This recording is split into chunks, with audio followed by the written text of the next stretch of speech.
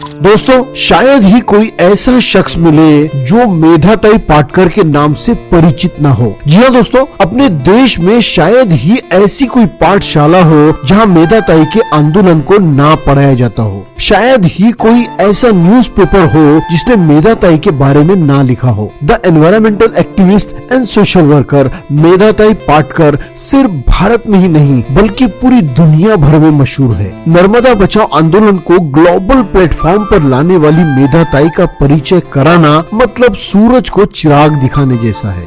चलिए औपचारिकता के तौर पर ही सही मेधाताई का परिचय करा देते हैं। 1 दिसंबर 1954 मुंबई महाराष्ट्र में डाक और तार विभाग में गैजेटेड ऑफिसर इंदुमती खानोलकर और स्वतंत्रता सेनानी तथा श्रमिक संघ के नेता वसंत खानोलकर के यहाँ मेधाताई का जन्म हुआ। मेधाताई ने रुइया कॉलेज से साइंस ग्रेजुएशन और Tata institute of social science से सोशल वर्क में MA पूरा किया। 1980 के दशक में मेधाताई एक रिसर्च टूर पर नर्मदा घाटी आई। उन्होंने गुजरात में बांध के पानी से प्रभावित लोगों की दयनीय हालत देखी और वो इतनी प्रभावित हुई कि उन्होंने गरीब, किसान, मजदूर, दलित, आदिवासी विस्थापित लोगों के अधिकारों के लिए लड़ने का फैसला कर लिया। मेधाताई की ये लड़ाई नर्मदा बचाओ आंदोलन के नाम से जानी जाती है।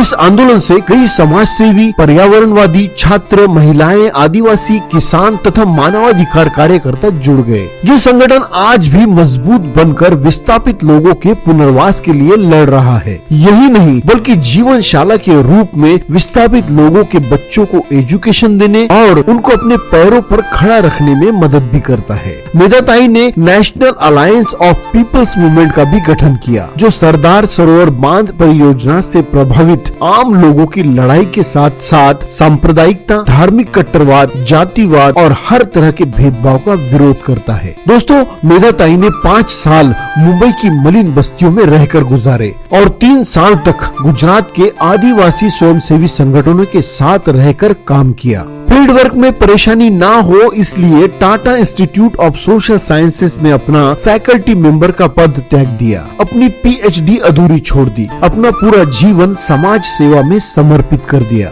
दोस्तों, 1991 में लगातार 22 दिनों की भूख हड़ताल के दौरान मेधाताई लगभग मौत के करीब पहुंच चुकी थी। कोई और होता तो फिर से भूख हड़ताल के लिए हिम्मत नहीं जुटा पाता, लेकिन मेधाताई का समाज सेवा का जज्बा तो देखिए। निडर होकर 1993 और 1994 में विरोध दर्शाने के लिए वो 2 बार फिर से लंबे समय तक भूख हड़ताल पर रही। मेधाताई को उनके निस्वार्थ समाज सेवा के लिए कई पुरस्कारों से सम्मानित किया गया। वो टाइम मैगजीन की 20वीं सदी के 100 नायकों में शामिल रही। झुग्गी बस्तियों में बिल्डरों के भ्रष्टाचार के खिलाफ लड़ना हो, गरीब, किसान, दलित, मजदूर, आदिवासी विस्थापित लोगों को इंसाफ दिलाना हो, महिलाओं के हक की लड़ाई लड़नी हो, मेधाताई कभी पीछे नहीं हटी। लोगों के हक के लिए मेधाताई ने न सिर्फ राज्य सरकारों से बल्कि केंद्र सरकार से भी टक्कर ली। मेधाताई ने अपने जीवन में कई आंदोलन किए, फिर वो नर्मदा के पानी में गले तक डूबकर आंदोलन करना हो या बिना खाए पिए कई दिनों तक भूख हड़ताल करनी हो, लोगों के हक के लिए मेधाताई पहले भी लड़ती थी और आज भी लड़ती है। लोगों के हक की लड़ाई लड़ने में उन्हें कई दिक्कतें भी आई, कई बार जेल जाना पड़ा, उन पर कई कानून की धाराएं भी लगती रही,